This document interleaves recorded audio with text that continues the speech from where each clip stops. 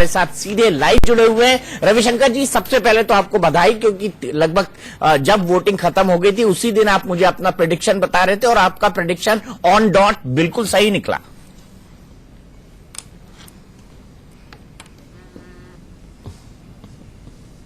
धन्यवाद दीपक जी, बहुत बहुत धन्यवाद, आपका भी अभिनंदन। आज मैं आपसे एक सवाल से शुरू करता हूं। आप देश के इतने अनुभवी पुराने पत्रकार हैं, क्या इस तरह की उत्तर प्रदेश में आपने जीत कभी अतीत में देखी है क्या, या शोध किया है क्या? नहीं, अपने वक्त में तो नहीं देखी। लोग ये बताते हैं कि 1977 में जनता पार्टी की एक बड़ी जीत हुई थी और उसके बाद 1980 में इंदिरा गांधी की एक बड़ी जीत हुई थी, लेकिन अपने लगभग 25-27 साल के पत्रकारिता करियर में मैंने इतनी बड़ी जीत राम मंदिर मूवमेंट में भी नहीं देखी। लेकिन ये जीत आपको एक बहुत बड़ी जिम्मेदारी देती है, क्योंकि जितनी बड़ी जीत होती है जिम्मेदारी भी उतनी बड़ी होती है। क्या आपको नहीं लगता कि नरेंद्र मोदी जी के कंधे पर, उनकी कैबिनेट के कंधे पर और उत्तर प्रदेश सरकार के कंधे पर, उत्तराखंड सरकार के कंधे पर एक बहुत बड़ी जिम्मेदारी आ गई है, लगभग 26 करोड़ लोगों की आशाओं को पूरा करने की?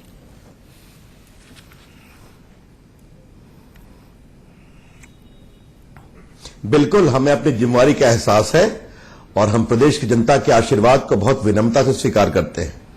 जब 14 में हमारी जीत हुई थी लोकसभा में, तो फिर भी आपसे बात करने का अवसर मिला था और हमेशा आप जिम्मेवारी का एहसास कराते हैं। अच्छी बात है, आपका फर्ज भी है। क्या हम देश को ठीक से नहीं चला रहे हैं क्या? इतनी बड़ी संख्या में हमारी प्रदेश सरकारें हैं, लगभग 12-13 प्रदेशों में, वहां नहीं चला रहे हैं क्या? आज आप क्यों कहते हैं उत्तर प्रदेश जीते ही उत्तराखंड में? आज जो मणिपुर में जो हमारा कमल इतनी प्रामाणिकता से खिला है, जहां पर हमारा एक म्युनिसिपैलिटी का भी मेंबर नहीं था, वो देखिए आप। तो देश जो है, और आपको बता दूं कि 1985 के विधानसभा चुनाव में 269 सीटें कांग्रेस ने जीती थी, जबकि उत्तराखंड यूपी का पार्ट था। और उस समय इंदिरा गांधी की हत्या के बाद जो भावनात्मक परिवर्तन हुआ था, राजीव गांधी प्रधानमंत्री थे, वो जीत हुई थी। और 403 सीट में 324 सीट पर जीत या प्रामाणिक बढ़त। और आप एक बात देखेंगे दीपक जी, जो बीजेपी के उम्मीदवारों का जीत का मार्जिन है वो 22-25 हजार से शुरू हो रहा है, 40,000 50,000 जा रहा है। हर क्षेत्र, हर वर्ग, हर समुदाय, और मैं तो ये भी कहूंगा कि अल्पसंख्यक समुदाय के लोगों में नौजवानों ने वोट दिया है, कि हमें पूरा विश्वास है। तो ये जो मोदी जी की लोकप्रियता, हमें बहुत गर्व है। आज वो प्रामाणिक नेता है और अमित शाह जी ने राष्ट्रीय अध्यक्ष के रूप में मेहनत की एक नई परंपरा स्थापित की है। बिल्कुल, मेहनत की एक नई परंपरा स्थापित की है। इसलिए आज मैं अपने शो को भी प्रमोट कर देता हूं। 9:30 बजे हम चला रहे हैं जोड़ी नंबर 1, यानी अमित शाह और नरेंद्र मोदी की जोड़ी, जो भारतीय राजनीति की जोड़ी नंबर 1 कही जा रही है। लेकिन आपने एक बड़ी बात कही रविशंकर जी कि माइनॉरिटीज ने भी आपको वोट दिया है। क्या आपको ऐसा नहीं लगता कि माइनॉरिटी महिलाओं ने, खासतौर पर ट्रिपल तलाक पर सरकार का जो स्टैंड था, जिसमें सरकार ने कहा कि हम महिलाओं पर किसी भी तरह का अत्याचार नहीं होने देंगे, तो माइनॉरिटी की एक बड़ी संख्या में महिलाओं ने भारतीय जनता पार्टी को वोट किया है? क्या आपको ऐसा प्रतीत होता है, या आंकड़े जो फिलहाल अभी तक आए हैं वो ऐसा दिखाते हैं क्या?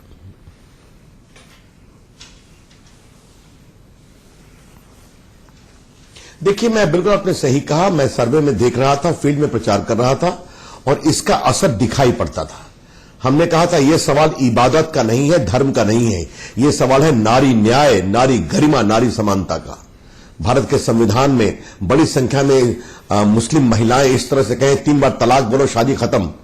और दीपक जी, मैंने वहां एक और विषय उठाया था कि सबसे अधिक मुस्लिम पीड़ित महिलाएं 3 तलाक की उत्तर प्रदेश में है। और मैंने पूछा था कि डिंपल यादव को कुछ बोलना है, प्रियंका जी को कुछ बोलना है, और मायावती जी को बोलना है, और सोनिया गांधी को कुछ बोलना है। ये बड़ा विषय है। इसे कहते हैं बिल्कुल text book case of appeasement politics. लेकिन हां, बहुत बड़ी संख्या में रोजगार नौजवान भी आए हैं हमारे साथ, उनको भी लगता है जिस तरह। और देखिए, आज मैं आपके चैनल पर एक बहस का मुद्दा छोड़ना चाहता हूं, कभी इसको आप आगे बढ़ाइए। हमने गरीबों के विकास के इतने कार्यक्रम चलाए, बेटी बचाओ बेटी पढ़ाओ, सुकन्या समृद्धि योजना, जो मैंने स्वयं देखा था, अध्यक्ष संचार मंत्री के रूप में पोस्टल विभाग का है। ये हमारा उज्ज्वला योजना, ये स्वच्छ भारत अभियान, गांव में शौचालय, फसल बीमा योजना। मैं डिजिटल इंडिया का आईटी का मंत्री हूं। ये जो हमारे 54,000 आईटी के कॉमन सर्विस सेंटर हैं, काशी में कार्यक्रम किया तो 5-6 हजार बच्चे आए थे, मेरठ में 7-8 हजार आए थे, हर वर्ग के आए थे।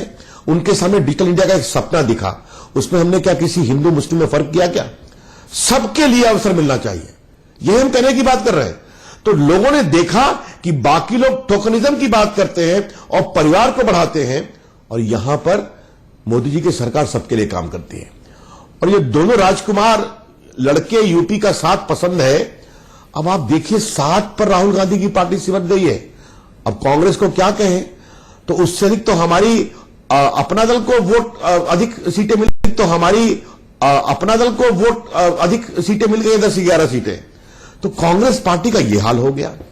ये देश की राजनीति में दीपक जी, आपकी वरिष्ठ पत्रकारिता का मैं अनुभव करते हुए एक बात कहना चाहता हूं, एक नया बदलाव है, यह क्रांति है, सिर्फ चुनावी नतीजा नहीं है।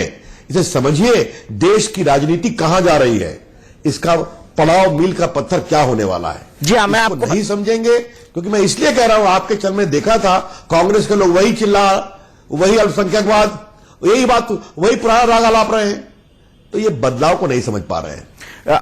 ठीक कहा आपने, 58% हिस्से पर अब एनडीए, बीजेपी और उसके सहयोगी दल राज कर रहे हैं, और अगर मैं मणिपुर और गोवा को न मिलाऊं तो सिर्फ 17% हिस्से पर कांग्रेस और उसके सहयोगी संगठन राज कर रहे हैं। रविशंकर प्रसाद जी, आपने 3 तलाक पर सरकार की स्पष्ट राय रख दी कि महिलाओं के साथ अन्याय नहीं होने देंगे, लेकिन इससे जुड़ा हुआ मुद्दा कॉमन सिविल कोड का है, जिसके लिए सुप्रीम कोर्ट ने भी कहा है कि आप डिफरेंट सेक्शन से रायशुमारी करिए। आप कानून मंत्री हैं, क्या इस तरह की कोई रायशुमारी शुरू होगी जल्दी ही? क्योंकि कॉमन सिविल कोड देश के मतलब हमारा जो संविधान है वही सर्वोपरि है, और संविधान के हिसाब से सबको समान अधिकार मिले हैं, और कॉमन सिविल कोड वही समान अधिकार सबको देता है। क्या इस पर कोई रायशुमारी शुरू होगी?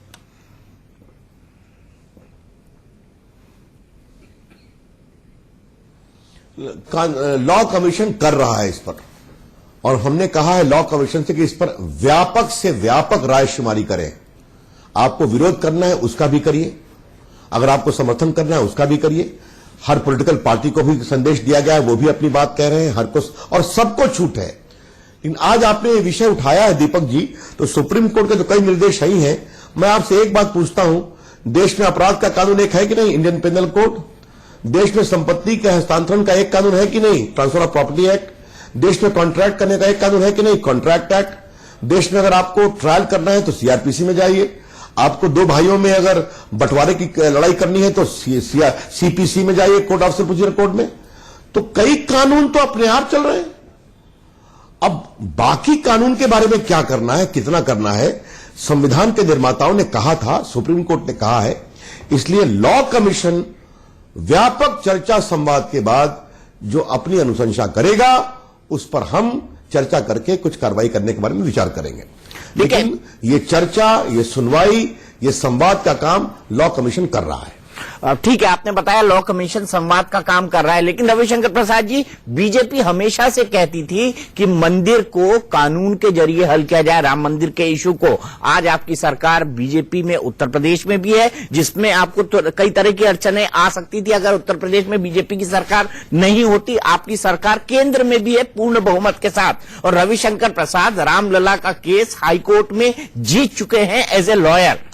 आज कानून मंत्री के तौर पर आपको नहीं लगता कि अर्जेंसी में सुप्रीम कोर्ट से कहा जाए कि इस मैटर पर फाइनल डिसीजन जल्दी से जल्दी करे, ताकि 2019 से पहले मंदिर बनने का रास्ता खुल सके? यह आपके मैनिफेस्टो में भी है। आपने बहुत सही कहा दीपक जी, आपने बहुत सही कहा। मुझे परम सौभाग्य है कि मुझे रामलला और हिंदुओं का वकील होने का अवसर मिला इलाहाबाद हाईकोर्ट के लखनऊ बेंच में, और इलाहाबाद हाईकोर्ट ने यह फैसला दे दिया है जहां रामलला विद्यमान है वहीं वो स्थान है, हिंदू मानते हैं कि राम का जन्म हुआ। और उन्होंने यह भी फैसला दिया है कि दूसरा पक्ष बाबरी मस्जिद के अस्तित्व को साबित करने में असफल रहा। मामला सुप्रीम कोर्ट में है, सबूत पर्याप्त है। मैं तो अब कानून मंत्री हूं, बहस तो करता नहीं, लेकिन मैं अपेक्षा करूंगा कि सुप्रीम कोर्ट इस मामले की जल्दी सुनवाई करेगा, और जरूर वैधानिक रूप से हम जीतेंगे इस केस को और एक भव्य राम मंदिर बनेगा। ये हमारी पूरी कोशिश होगी, मैं आपके चैनल पर स्पष्ट कहना चाहता हूं। नहीं, लेकिन आप सरकार के तौर पर बाकायदा सुप्रीम कोर्ट को रिक्वेस्ट कर सकते हैं कि आप इसकी डे टू डे हियरिंग करें। और जब 90s में राम मंदिर आंदोलन पीक पर था तो ऐसी मांग बीजेपी और विश्व हिंदू परिषद और आरएसएस के नेताओं ने की थी कि डे टू डे हियरिंग करके इस मामले को निपटाया जाए, सभी जो पिटीशन है उनको एक साथ सुप्रीम कोर्ट लाया जाए। अब आप कानून मंत्री हैं, अब आप ये कर सकते हैं, तो क्यों ना ये हो जाए।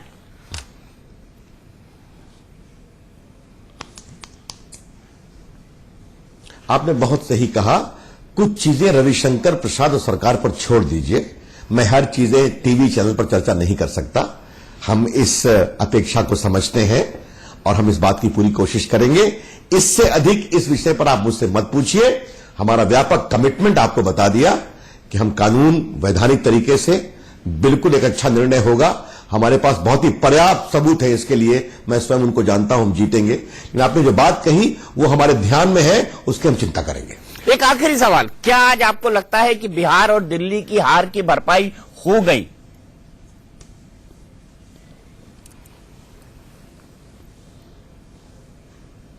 देखिए, अब ये आपके सोचने का नजरिया है। बिहार के बाद आसाम जीते कि नहीं जीते? आसाम में तो कमल नहीं था।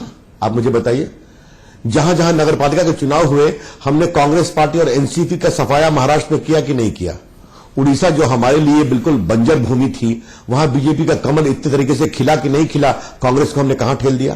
तो हम तो करते आ रहे हैं। बिहार का चुनाव है, आप तो वहां आए थे, कुछ हमारी कमियां नहीं होंगी। लेकिन आजकल नीतीश कुमार किस वेदना में रहते हैं। लालू जी उनसे सार्वजनिक रूप से कह रहे हैं कि मैं भी बूढ़ा हो गया, आप भी बूढ़े हो गए, संन्यास ले लीजिए। और उनकी पत्नी श्रद्धामणि राबड़ी देवी कह रही है कि अब बेटे को मुख्यमंत्री बना दीजिए। तो नीतीश कुमार किस पीड़ा और वेदना में है वो तो आप भी जानते हैं। और हमारे बिहार में अपराध और विकास के अभाव की क्या स्थिति है ये आप भी जानते हैं। वो चर्चा कभी और करेंगे। लेकिन हां, आज पूरा देश मणिपुर से लेकर गोवा तक, आसाम से लेकर के महाराष्ट्र तक, उड़ीसा से लेकर के उत्तर प्रदेश तक जिस प्रकार से कमल के साथ है, मोदी जी की अगुवाई में बदलाव की कसक है, वो भारत की राजनीति में एक नया मील का पत्थर है।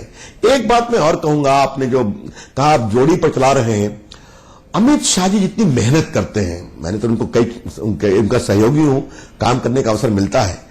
जो जिस तरह से प्रेरित करते हैं, हार्ड टास्क मास्टर हैं, खुद बैठते हैं, एक एक चीज की मॉनिटरिंग करते हैं। उन्होंने राष्ट्रीय अध्यक्ष के रूप में कमाल का पैमाना स्थापित किया है और उनका मैं आपके चैनल पर आज अभिनंदन निश्चित करना चाहता हूं। चलिए, बहुत बहुत शुक्रिया जी रविशंकर जी, आप हमसे जुड़े, आपने हमसे इतनी बात की। तो ये थे केंद्रीय कानून मंत्री रविशंकर प्रसाद जी, जो कि हाई कोर्ट में इस केस को जीत चुके हैं कि रामलला जहां पर है वहीं पर मंदिर था और बाबरी मस्जिद है या नहीं, इसको स्थापित करने में दूसरा पक्ष असफल रहा है। उनका कहना है कि कुछ चीजें मुझ पर और कानून मंत्रालय पर और सरकार पर छोड़ दीजिए।